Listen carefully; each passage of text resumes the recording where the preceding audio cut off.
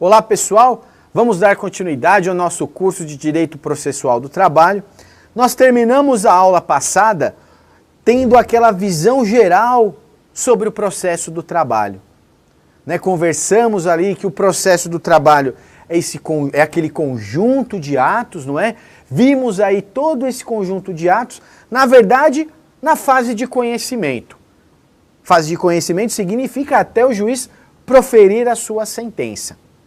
Vimos ali então que eu tinha petição inicial, reclamação trabalhista, escrita ou verbal.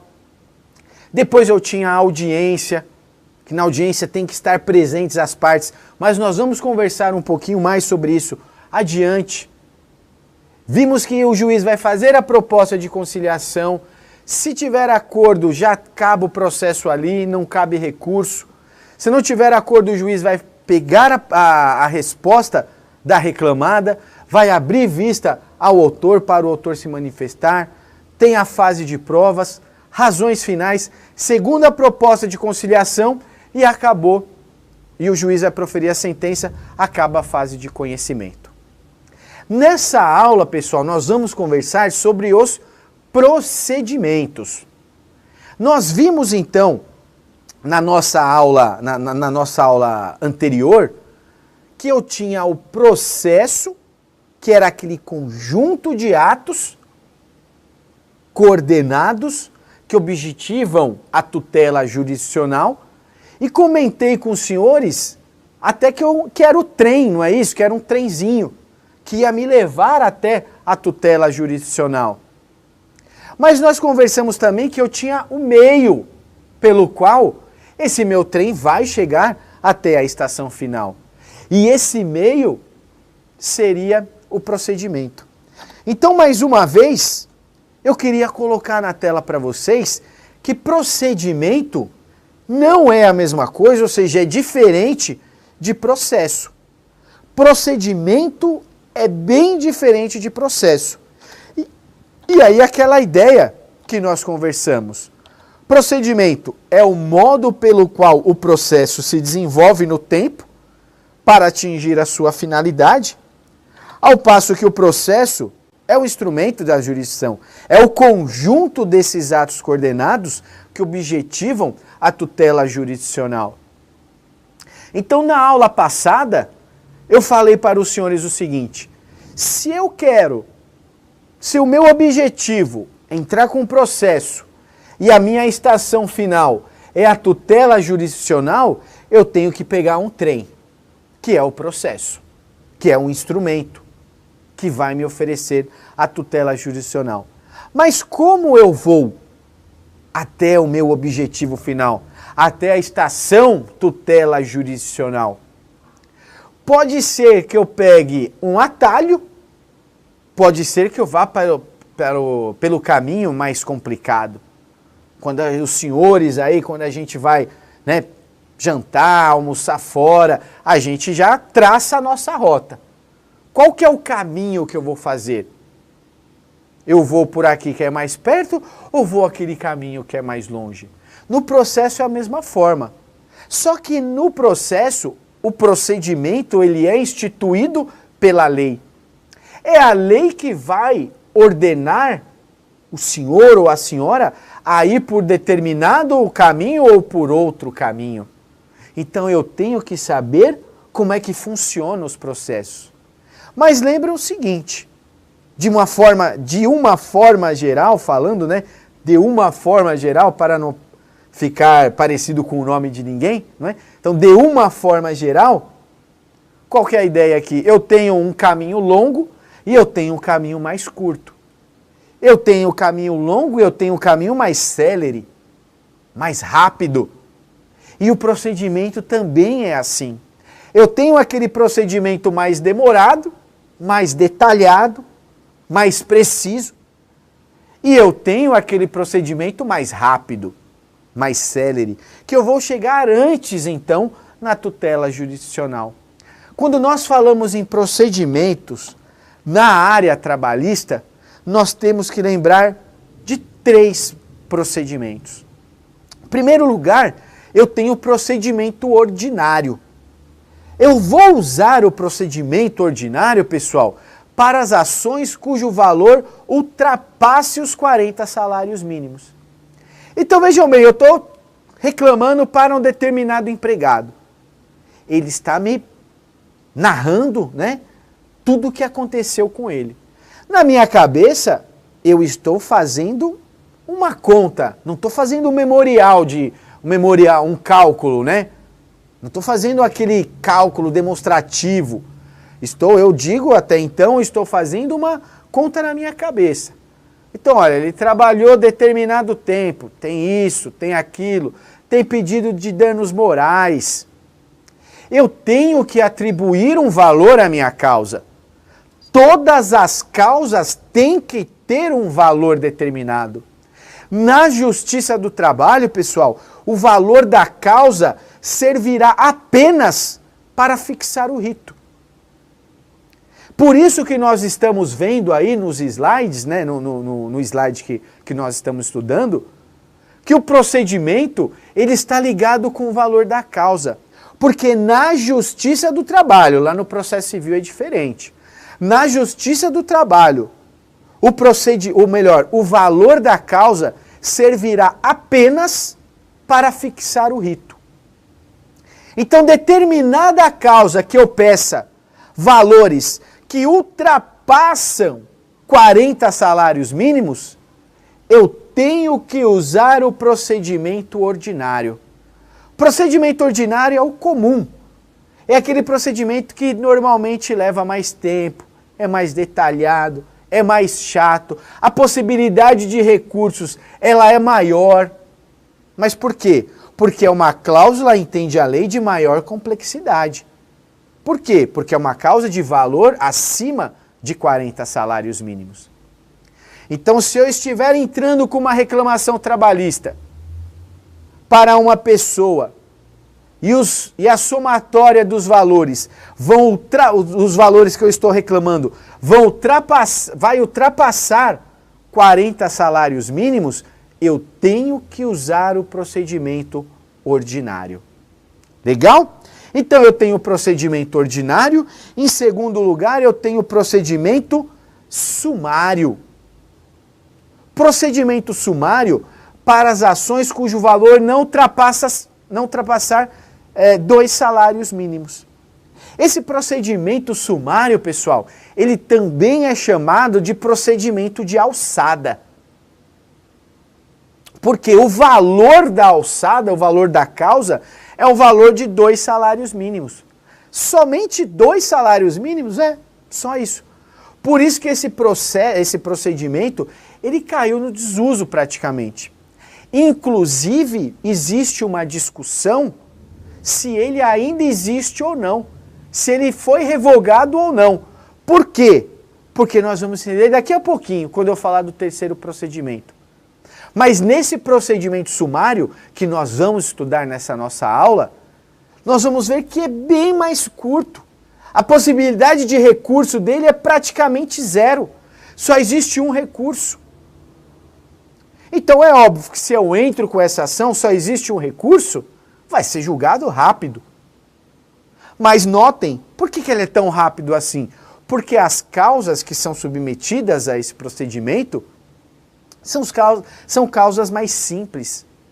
São causas cujo valor não ultrapasse 2 salários mínimos. Então, de 0 a 2, né? De 0,1 a 2 salários mínimos, procedimento sumário. E eu tenho também o procedimento sumaríssimo.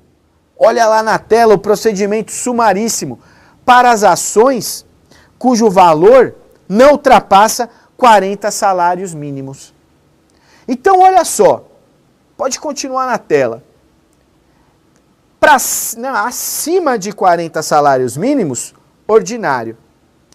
Até 40 salários, ou seja, de 0 a 40, sumaríssimo.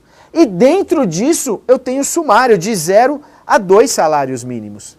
Por isso que existe a discussão se o procedimento sumário foi ou não revogado tacitamente pelo procedimento sumaríssimo.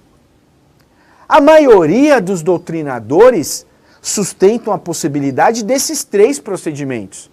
E é por isso que nós vamos estudar esses 3 procedimentos. Mas o TST editou a Instrução Normativa número 27, que coloca a gente na dúvida.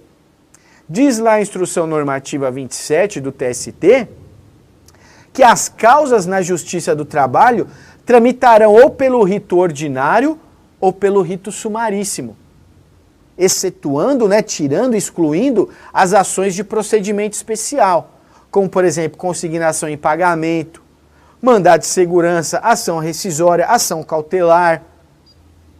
Então é isso que entende o TST. Mas a maior parte da doutrina e da jurisprudência entende que o procedimento sumário ainda existe. E é por isso que nós vamos estudar. E esse procedimento também é pedido nos concursos de forma geral. Então o que é legal eu ficar sabendo? É legal eu ficar sabendo que existem esses 3 procedimentos, que existe uma discussão, que a Instrução Normativa 27, em tese, responderia, mas que a doutrina e a jurisprudência, ou melhor, a doutrina, melhor dizendo, a doutrina, ela entende que existem esses 3 procedimentos. E nós vamos trabalhar em cima dessa ideia. Tá legal? Vamos ver então como é que funciona o procedimento sumário. O procedimento sumário, também chamado de procedimento de alçada, ele está previsto no artigo 2º, parágrafos 3º e 4º da Lei 5584 de 70. A Lei 5584 de 70, pessoal, ela não fala exclusivamente do procedimento sumário. A Lei 5584/70, ela trata de normas de processo do trabalho. Dentro disso, dentro dessa temática, a lei trabalha esse procedimento de alçada, nesses dispositivos legais que nós apontamos aqui. Artigo 2º, parágrafos 3º e 4º. E o que vem a ser, então, o que dispõe aí a Lei 5584? Olha lá o artigo 2º que fala: nos dissídios individuais, dissídios, pessoal, é sinônimo aqui de processo, de reclamação, Nos dissídios individuais, proposta a conciliação, por isso que é importante a gente saber daquele mapa que nós estudamos na aula passada. Nos dissídios individuais, proposta a conciliação e não havendo acordo, o presidente da junta, que na verdade agora é o juiz do trabalho, antes de passar a instrução da causa, irá fixar o valor para a determinação da alçada, se esse for indeterminado no pedido. E aí olha lá o parágrafo, o que dispõe o parágrafo do artigo. Quando o valor fixado para a causa, na forma desse artigo, não exceder 2 vezes o salário mínimo vigente, na sede do juízo, será dispensável o resumo dos depoimentos, devendo constar da ata a conclusão da junta, do juízo, quanto à matéria de fato. Então continuem aí no slide. Então olha só, feito o acordo, feita a proposta de acordo, se não for celebrado o acordo, o juiz vai fixar um valor. Se esse valor não exceder 2 salários mínimos, olha aí a peculiaridade, será dispensável lá na ata, será dispensável o depoimento das partes, devendo constar apenas uma conclusão sobre aquela matéria de fato, sobre todos os depoimentos. Então, por isso que ele é mais rápido, vamos assim dizer, que ele é mais curto, que ele tem menos detalhes do que o procedimento comum ordinário. Então, notem aqui, feita a proposta, não tem acordo, o juiz vai fixar um valor, se o valor não foi determinado. O juiz determinou até 2 salários mínimos, o que vai acontecer? O processo vai rolar normalmente, só que na ata vai ser dispensados os depoimentos e vai constar apenas uma conclusão sobre a matéria de fato que ficou se debatendo ali, através dos depoimentos, na audiência. E aí diz lá o parágrafo 4º do artigo 2º, salvo se versarem sobre matéria constitucional, nenhum recurso caberá das sentenças proferidas nos dissídios da alçada. Olha o nome aí, dissídios da alçada. A que se refere o parágrafo anterior, considerado, é o que a gente acabou estudando. Para esse fim, o valor do salário mínimo à data do ajuizamento da ação.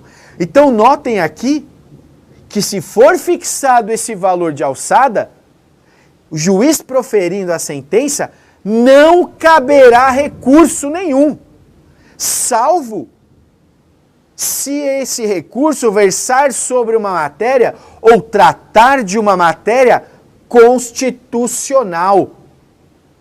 Então, se eu quiser discutir uma matéria que não esteja na Constituição, que esteja, por exemplo, na CLT, eu não posso por esse procedimento. Ou melhor, nesse procedimento. Por quê? A lei determina, nesse procedimento de alçada, somente cabe recurso se versar sobre matéria constitucional. E qual que é esse recurso? Recurso extraordinário para o STF. Então, no procedimento de alçada, no procedimento sumário, somente caberá recurso se ofender a Constituição Federal. Ou seja, se a parte tratar no seu recurso uma matéria constitucional. E qual é o recurso? Recurso extraordinário para o STF. Então, notem aqui que no procedimento sumário eu tenho apenas essas peculiaridades. O que torna ele um procedimento mais célere? A possibilidade de um único recurso em uma matéria que é muito difícil de se conseguir recorrer, no caso aqui para o Supremo Tribunal. Tá legal? Então, procedimento sumário, são essas as peculiaridades. Se a prova perguntar para os senhores, ela vai perguntar exatamente isso que nós estamos estudando. Beleza? Prosseguindo então, agora nós vamos falar do procedimento sumaríssimo. O procedimento sumaríssimo, pessoal, ele foi introduzido na CLT pela Lei 9957 de 2000, que introduziu os artigos 852-azão a 852-izão na própria CLT. Características desse procedimento. Eu já falei para os senhores que esse é um procedimento mais célere. E nós já vimos que eu devo ingressar no procedimento sumaríssimo se a minha demanda, se o valor da minha causa não ultrapassar 40 salários mínimos. Então, notem que eu estou falando desse tipo de procedimento. Porque quando eu vou fazer a minha reclamação, a minha petição inicial, eu já tenho que dar um valor. Se o valor que eu atribuir à minha causa for inferior a 40 salários mínimos, procedimento sumaríssimo. Quais são as características? Ou seja, o que a prova vai perguntar para o senhor lá no dia do concurso? Põe para a gente na tela. Em primeiro lugar, isso daqui a gente já viu. Né? Ele é usado, é um procedimento que vai ser usado para as causas cujo valor não supere 40 salários mínimos. Então, até 40 salários mínimos, valor da causa, procedimento sumaríssimo. Muito importante esse detalhe aqui.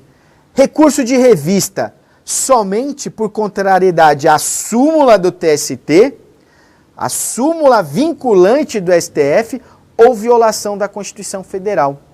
Olha só, pessoal, nós vamos estudar a parte dos recursos. Nós vamos estudar todos os recursos trabalhistas. Mas isso daqui é uma peculiaridade do procedimento sumaríssimo. O recurso de revista é o recurso cabível do acórdão do TRT para o TST. Então, contra a decisão do TRT, em um recurso ordinário, a parte poderá interpor recurso de revista para o TST, o órgão de cúpula da Justiça do Trabalho. Só que no procedimento sumaríssimo, eu só posso recorrer para o TST se o acórdão recorrido contrariar súmula do TST, e aqui notem, não pode contra o J, Só pode contra a súmula. Não pode contra o J, ou melhor, orientação jurisprudencial. Nós sabemos que o TST edita súmulas, OJs, precedentes normativos. Aqui, quando a gente fala no procedimento sumaríssimo, só cabe o recurso de revista se o acórdão recorrido contrariar súmula, apenas súmula, não OJ e nem precedente normativo. Ou então, se ele contrariar uma súmula vinculante do STF. Ou então, se violar a Constituição Federal. Somente nesses 3 casos cabe recurso de revista para o TST no procedimento sumaríssimo. Artigo 896, parágrafo 9º da CLT. Legal? Continuando ainda dentro das características. Olha lá. Não estão abrangidas as demandas em que for parte administração pública direta, leia-se, União, Estado, Distrito Federal e município, autarquia e fundação. Então essas pessoas, elas não podem figurar no polo pelo procedimento sumaríssimo. Se eu quiser entrar com uma reclamação trabalhista contra uma autarquia municipal, pode pelo sumaríssimo, se for 20 salários mínimos? Negativo. Porque nós estamos vendo aqui, a autarquia não pode figurar no procedimento sumaríssimo. Então eu tenho que ir para quê? Nesse caso, se eu quisesse reclamar, fazer uma reclamação contra uma autarquia, eu deveria usar qual procedimento? Procedimento comum. Então notem já desde já, que o procedimento comum ele vai ser usado quando não puder usar o outro procedimento. De forma supletiva, vamos assim dizer. De forma subsidiária. O que restou? Ah, eu não posso pelo sumário, não posso pelo sumaríssimo, sobrou o quê? Ordinário. Procedimento comum. É aquele procedimento que eu vou seguir. Então, se eu quiser entrar com uma reclamação trabalhista contra a administração pública direta, autárquica ou fundacional, não pode no sumaríssimo, somente poderá no ordinário. Legal? Mais uma característica muito importante, peculiar do procedimento sumaríssimo. Olha lá, o pedido, ele deverá ser certo e determinado, necessitando ainda a indicação do valor correspondente, sob pena de arquivamento. Então notem aqui, pessoal, que o pedido tem que ser certo e determinado. Então eu indicar inclusive o valor correspondente. Então eu quero receber 3 horas extras por dia no valor de X reais. Ou seja, eu tenho que indicar o que é e quanto é, sob pena de arquivamento. Ou seja, não é permitido a emenda da petição inicial nesse sentido. Se você não colocar o valor correto, não será admitido. O seu processo irá para o arquivo, sob pena de arquivamento. No procedimento ordinário, normalmente, o que o advogado faz? Ele coloca percepção de horas extras, já não coloca o valor, o número de horas extras. Percepção de horas extras, valor a apurar. Férias em dobro, valor a apurar. Ou seja, ele não precisa, no procedimento comum ordinário, não precisa mensurar o valor. Então aqui no procedimento sumaríssimo, tem que mensurar o valor. Qual que é o valor? Tem que ser certo e determinado, indicar também o valor correspondente, sob pena de arquivamento. Legal? Esse detalhezinho aqui, pessoal, chove nos concursos de forma geral. Legal? Continuando, vamos lá. O reclamante, né, que ingressar com a reclamação trabalhista, deverá, não é poderá, né? Deverá indicar o nome e endereço correto do reclamado, não sendo admitida a citação por edital. Então notem, eu tenho que colocar o nome correto da pessoa do reclamado, né, contra quem eu estou promovendo a ação, e eu tenho que indicar também o endereço correto. Ah, e se eu não sei onde a empresa está? Se a empresa está em local incerto e não sabido, a empresa se mudou, eu não sei para onde. O que eu devo fazer? Entrar ou ajuizar a minha reclamação pelo procedimento comum. Porque o que nós vimos aqui, não será admitida a citação por edital. E aí, vamos supor que eu entrei e indiquei um endereço, mas aí voltou aquele lugar, a empresa não está lá. O que vai acontecer com o meu processo? Ele vai ser arquivado? Negativo. Nesse caso, como você colocou o valor, como você colocou o endereço, mas a empresa não estava, o processo ele será convertido para o rito ordinário. Tá legal? O que eu não posso deixar de fazer na minha reclamação é falar, olha, a pessoa está em local incerto e não sabido, eu quero a citação por edital. No procedimento sumaríssimo, não pode, não cabe a citação por edital. Legal? Continuando, olha lá.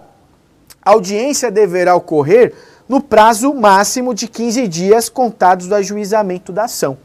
Isso daqui é uma regra prevista na lei.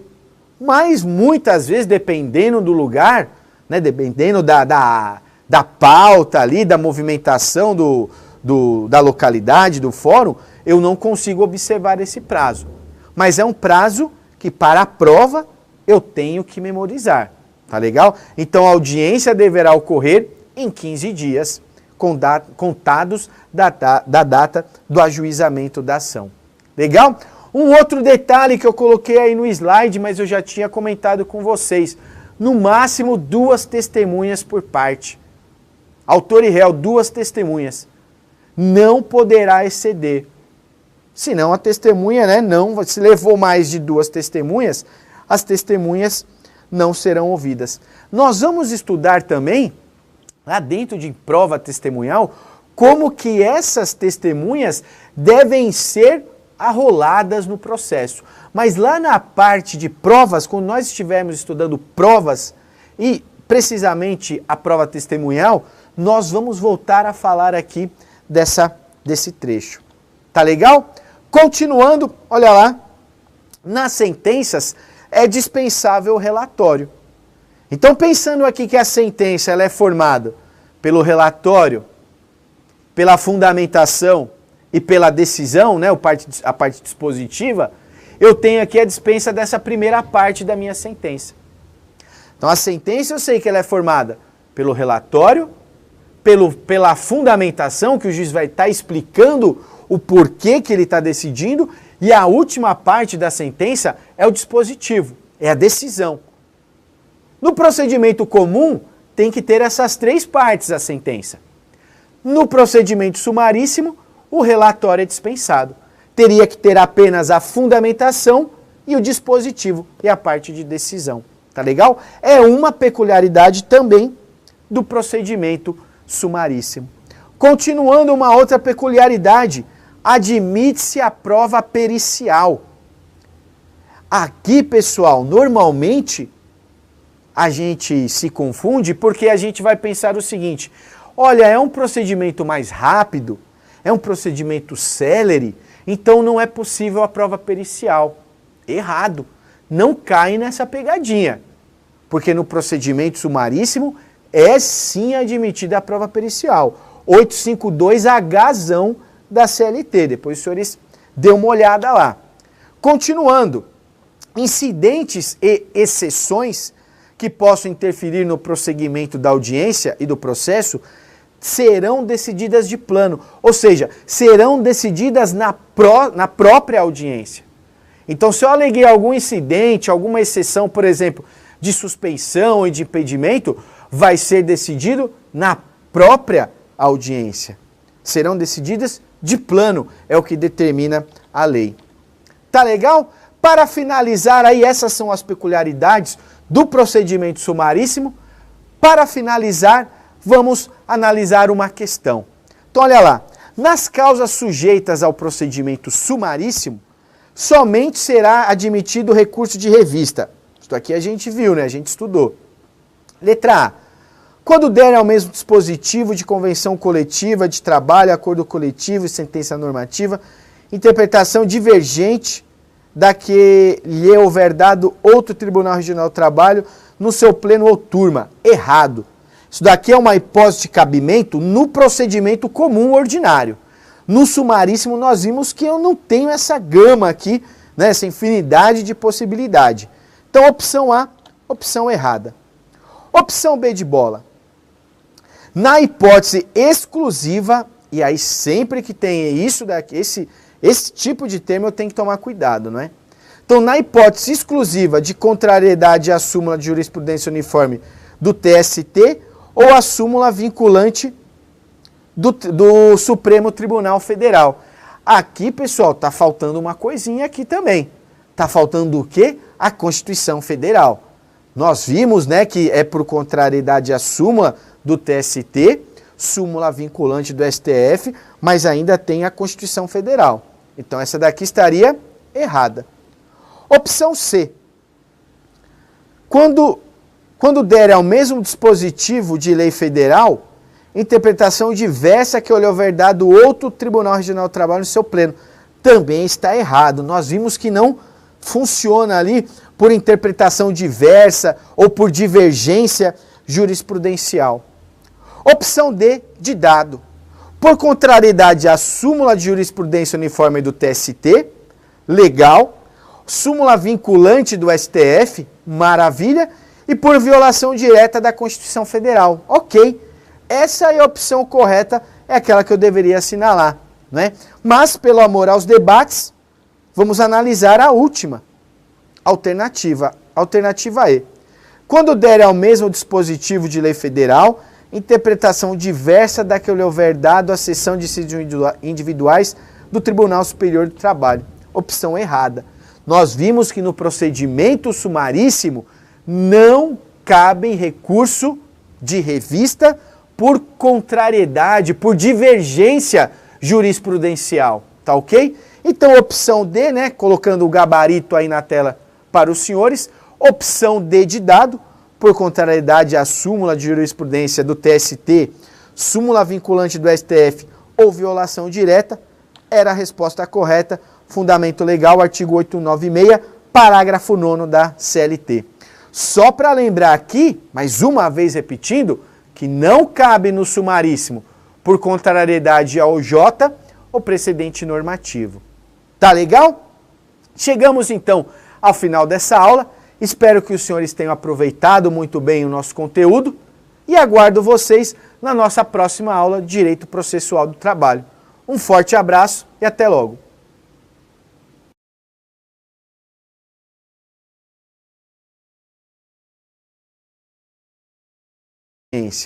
Serão decididas de plano, é o que determina a lei. Tá legal? Para finalizar aí, essas são as peculiaridades do procedimento sumaríssimo. Para finalizar, vamos analisar uma questão. Então olha lá, nas causas sujeitas ao procedimento sumaríssimo, somente será admitido recurso de revista. Isso aqui a gente viu, né? A gente estudou. Letra A.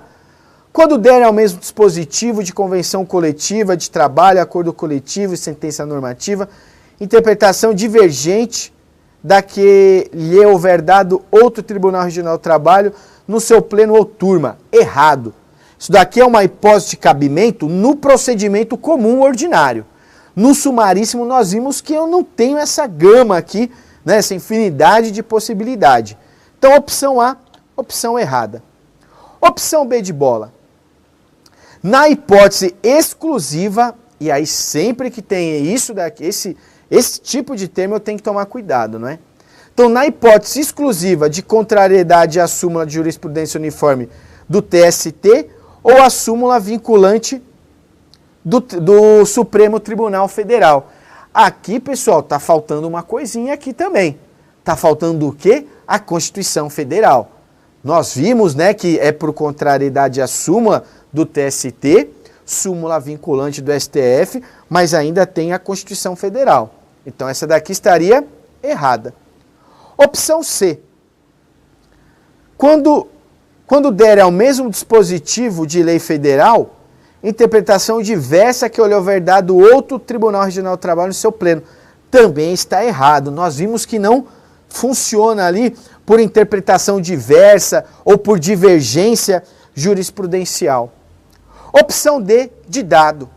Por contrariedade à súmula de jurisprudência uniforme do TST, legal, súmula vinculante do STF, maravilha, e por violação direta da Constituição Federal. Ok, essa é a opção correta, é aquela que eu deveria assinalar, né? Mas, pelo amor aos debates, vamos analisar a última alternativa, alternativa E. Quando der ao mesmo dispositivo de lei federal, interpretação diversa da que houver dado à seção de decídios individuais do Tribunal Superior do Trabalho. Opção errada.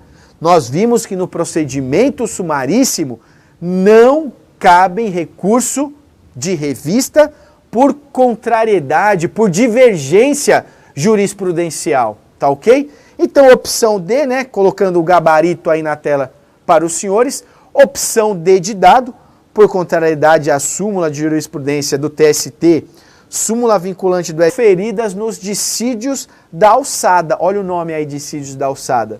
A que se refere o parágrafo anterior, considerado, é o que a gente acabou estudando. Para esse fim, o valor do salário mínimo à data do ajuizamento da ação. Então, notem aqui que se for fixado esse valor de alçada, o juiz proferindo a sentença, não caberá recurso nenhum, salvo se esse recurso versar sobre uma matéria ou tratar de uma matéria constitucional.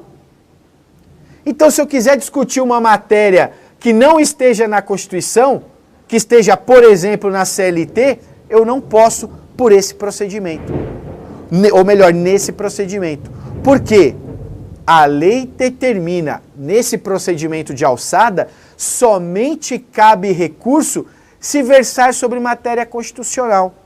E qual que é esse recurso? Recurso extraordinário para o STF. Então, no procedimento de alçada, no procedimento sumário, somente caberá recurso se ofender a Constituição Federal. Ou seja, se a parte tratar no seu recurso uma matéria constitucional. E qual é o recurso? Recurso extraordinário para o STF. Então, notem aqui que no procedimento sumário eu tenho apenas essas peculiaridades. O que torna ele um procedimento mais célere? A possibilidade de um único recurso em uma matéria que é muito difícil de se conseguir recorrer, no caso aqui para o Supremo Tribunal. Tá legal? Então, procedimento sumário, são essas as peculiaridades. Se a prova perguntar para os senhores, ela vai perguntar exatamente isso que nós estamos estudando. Beleza? Prosseguindo então, agora nós vamos falar do procedimento sumaríssimo. O procedimento sumaríssimo, pessoal, ele foi introduzido na CLT pela Lei 9957 de 2000, que introduziu os artigos 852-azão a 852-izão na própria CLT. Características desse procedimento. Eu já falei para os senhores que esse é um procedimento mais célere. E nós já vimos que eu devo ingressar no procedimento sumaríssimo se a minha demanda, se o valor da minha causa não ultrapassar 40 salários mínimos. Então, notem que eu estou falando desse tipo de procedimento. Porque quando eu vou fazer a minha reclamação, a minha petição inicial, eu já tenho que ir na audiência. E aí diz lá o parágrafo 4º do artigo 2º, salvo se versarem sobre matéria constitucional, nenhum recurso caberá das sentenças proferidas nos dissídios da alçada. Olha o nome aí, dissídios da alçada. A que se refere o parágrafo anterior, considerado, é o que a gente acabou estudando. Para esse fim, o valor do salário mínimo à data do ajuizamento da ação. Então, notem aqui que se for fixado esse valor de alçada, o juiz proferindo a sentença, não caberá recurso nenhum, salvo se esse recurso versar sobre uma matéria ou tratar de uma matéria constitucional. Então, se eu quiser discutir uma matéria que não esteja na Constituição, que esteja, por exemplo, na CLT, eu não posso por esse procedimento. Ou melhor, nesse procedimento. Por quê? A lei determina, nesse procedimento de alçada, somente cabe recurso se versar sobre matéria constitucional. E qual que é esse recurso? Recurso extraordinário para o STF. Então, no procedimento de alçada, no procedimento sumário, somente caberá recurso se ofender a Constituição Federal. Ou seja, se a parte tratar no seu recurso uma matéria constitucional. E qual é o recurso? Recurso extraordinário para o STF. Então, notem aqui que no procedimento sumário eu tenho apenas essas peculiaridades. O que torna ele um procedimento mais célere? A possibilidade de um único recurso em uma matéria que é muito difícil de se conseguir recorrer, no caso aqui para o Supremo Tribunal. Tá legal? Então, procedimento sumário, são essas as peculiaridades. Se a prova perguntar para os senhores, ela vai perguntar exatamente isso que nós estamos estudando. Beleza? Prosseguindo então, agora nós vamos falar do procedimento sumaríssimo. O procedimento sumaríssimo, pessoal, ele foi introduzido na CLT pela Lei 9957 de 2000, que introduziu os artigos 852-azão a 852-izão na própria CLT. Características desse procedimento. Eu já falei para os senhores que esse é um procedimento mais célere. E nós já vimos que eu devo ingressar no procedimento sumaríssimo se a minha demanda, se o valor da fundamentação, que o juiz vai estar explicando o porquê que ele está decidindo, e a última parte da sentença é o dispositivo, é a decisão. No procedimento comum, tem que ter essas três partes a sentença. No procedimento sumaríssimo, o relatório é dispensado. Teria que ter apenas a fundamentação e o dispositivo e a parte de decisão. Tá legal? É uma peculiaridade também do procedimento sumaríssimo. Continuando, uma outra peculiaridade, admite-se a prova pericial. Aqui, pessoal, normalmente a gente se confunde porque a gente vai pensar o seguinte: olha, é um procedimento mais rápido, é um procedimento célere, então não é possível a prova pericial. Errado. Não cai nessa pegadinha, porque no procedimento sumaríssimo é sim admitida a prova pericial. 852Hzão da CLT, depois os senhores dêem uma olhada lá. Continuando, incidentes e exceções que possam interferir no prosseguimento da audiência e do processo serão decididas de plano, ou seja, serão decididas na própria audiência. Então, se eu aleguei algum incidente, alguma exceção, por exemplo, de suspeição e de impedimento, vai ser decidido na própria audiência. Serão decididas de plano, é o que determina a lei. Tá legal? Para finalizar aí, essas são as peculiaridades do procedimento sumaríssimo. Para finalizar, vamos analisar uma questão. Então, olha lá. Nas causas sujeitas ao procedimento sumaríssimo, somente será admitido o recurso de revista. Isso aqui a gente viu, né? A gente estudou. Letra A. Quando der ao mesmo dispositivo de convenção coletiva de trabalho, acordo coletivo e sentença normativa, interpretação divergente da que lhe houver dado outro Tribunal Regional do Trabalho no seu pleno ou turma. Errado. Isso daqui é uma hipótese de cabimento no procedimento comum ordinário. No sumaríssimo nós vimos que eu não tenho essa gama aqui, né, essa infinidade de possibilidade. Então, opção A, opção errada. Opção B de bola. Na hipótese exclusiva, e aí sempre que tem isso daqui, esse tipo de termo eu tenho que tomar cuidado, não é? Então, na hipótese exclusiva de contrariedade à súmula de jurisprudência uniforme do TST ou à súmula vinculante do Supremo Tribunal Federal. Aqui, pessoal, está faltando uma coisinha aqui também. Está faltando o quê? A Constituição Federal.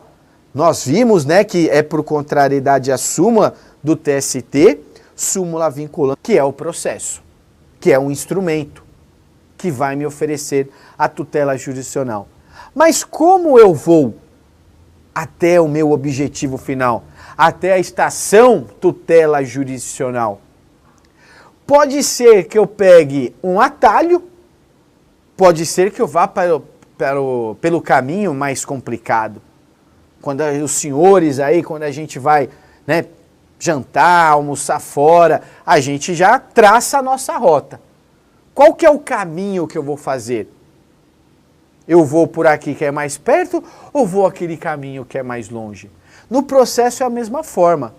Só que no processo, o procedimento ele é instituído pela lei. É a lei que vai ordenar o senhor ou a senhora a ir por determinado caminho ou por outro caminho. Então eu tenho que saber como é que funcionam os processos. Mas lembrem o seguinte, de uma forma geral, falando, né, de uma forma geral, para não ficar parecido com o nome de ninguém, não é? Então, de uma forma geral, qual que é a ideia aqui? Eu tenho um caminho longo e eu tenho um caminho mais curto. Eu tenho o caminho longo e eu tenho o caminho mais célere, mais rápido. E o procedimento também é assim. Eu tenho aquele procedimento mais demorado, mais detalhado, mais preciso. E eu tenho aquele procedimento mais rápido, mais célere, que eu vou chegar antes, então, na tutela jurisdicional. Quando nós falamos em procedimentos na área trabalhista, nós temos que lembrar de 3 procedimentos. Em primeiro lugar, eu tenho o procedimento ordinário. Eu vou usar o procedimento ordinário, pessoal, para as ações cujo valor ultrapasse os 40 salários mínimos. Então vejam bem, eu estou reclamando para um determinado empregado. Ele está me narrando, né, tudo o que aconteceu com ele. Na minha cabeça, eu estou fazendo uma conta, não estou fazendo um cálculo, né? Não estou fazendo aquele cálculo demonstrativo. Eu digo até então, estou fazendo uma conta na minha cabeça. Então, olha, ele trabalhou determinado tempo, tem isso, tem aquilo, tem pedido de danos morais. Eu tenho que atribuir um valor à minha causa. Todas as causas têm que ter um valor determinado. Na Justiça do Trabalho, pessoal, o valor da causa servirá apenas para fixar o número de horas extras. Percepção de horas extras, valor a apurar. Férias em dobro, valor a apurar.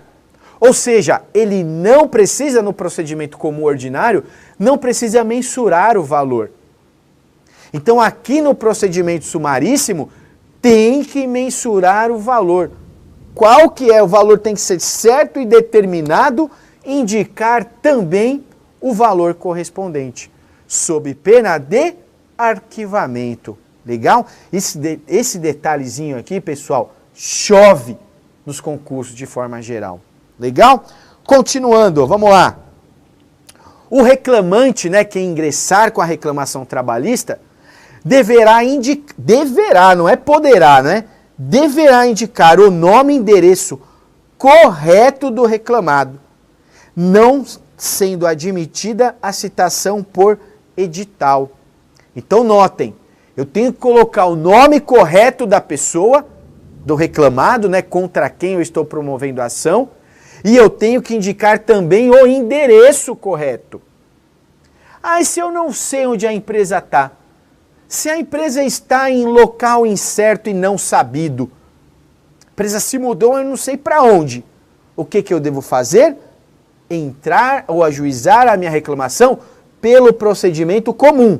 Porque o que nós vimos aqui, não será admitida a citação por edital. E aí, vamos supor que eu entrei e indiquei um endereço, mas aí voltou aquele lugar, a empresa não está lá. O que vai acontecer com o meu processo? Ele vai ser arquivado? Negativo. Nesse caso, como você colocou o valor, como você colocou o endereço, mas a empresa não estava, o processo ele será convertido para o rito ordinário. Tá legal? O que eu não posso deixar de fazer na minha reclamação é falar, olha, a pessoa está em local incerto e não sabido, eu quero a citação por edital. No procedimento sumaríssimo, não pode, não cabe a citação por edital. Legal? Continuando, olha lá. A audiência deverá ocorrer no prazo máximo de 15 dias contados do ajuizamento da ação. Isso daqui é uma regra prevista na lei. Mas muitas vezes, dependendo do lugar, né, dependendo da pauta ali, da movimentação da localidade, do fórum, eu não consigo observar esse prazo. Mas é um prazo que, para a prova, eu tenho que memorizar. Tá legal? Então, a audiência deverá ocorrer em 15 dias, contado que eu tinha o processo, que era aquele conjunto de atos coordenados que objetivam a tutela jurisdicional, e comentei com os senhores até que era o trem, não é isso? Que era um trenzinho que ia me levar até a tutela jurisdicional. Mas nós conversamos também que eu tinha o meio pelo qual esse meu trem vai chegar até a estação final. E esse meio seria o procedimento.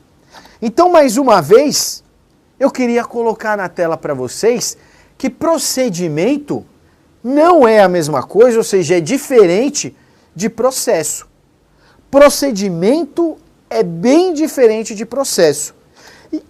E aí aquela ideia que nós conversamos. Procedimento é o modo pelo qual o processo se desenvolve no tempo para atingir a sua finalidade, ao passo que o processo é o instrumento da jurisdição, é o conjunto desses atos coordenados que objetivam a tutela jurisdicional. Então, na aula passada, eu falei para os senhores o seguinte: se o meu objetivo é entrar com um processo e a minha estação final é a tutela jurisdicional, eu tenho que pegar um trem, que é o processo, que é um instrumento que vai me oferecer a tutela jurisdicional. Mas como eu vou até o meu objetivo final, até a estação tutela jurisdicional? Pode ser que eu pegue um atalho, pode ser que eu vá pelo caminho mais complicado. Quando os senhores aí, quando a gente vai, né, jantar, almoçar fora, a gente já traça a nossa rota. Qual que é o caminho que eu vou fazer? Eu vou por aqui que é mais perto ou vou aquele caminho que é mais longe? No processo é a mesma forma.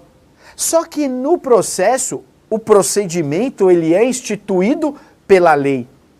É a lei que vai ordenar o senhor ou a senhora a ir por determinado caminho ou por outro caminho. Então eu tenho que saber como é que funcionam os processos. Mas lembrem o seguinte, de uma forma geral, falando, né, de uma forma geral, para não ficar parecido com o nome de ninguém, não é? Então, de uma forma geral, qual que é a ideia aqui? Eu tenho um caminho longo e eu tenho um caminho mais curto. Eu tenho o caminho longo e eu tenho o caminho mais célere, mais rápido. E o procedimento também é assim. Eu tenho que desenvolve no tempo para atingir a sua finalidade, ao passo que o processo é o instrumento da jurisdição, é o conjunto desses atos coordenados que objetivam a tutela jurisdicional.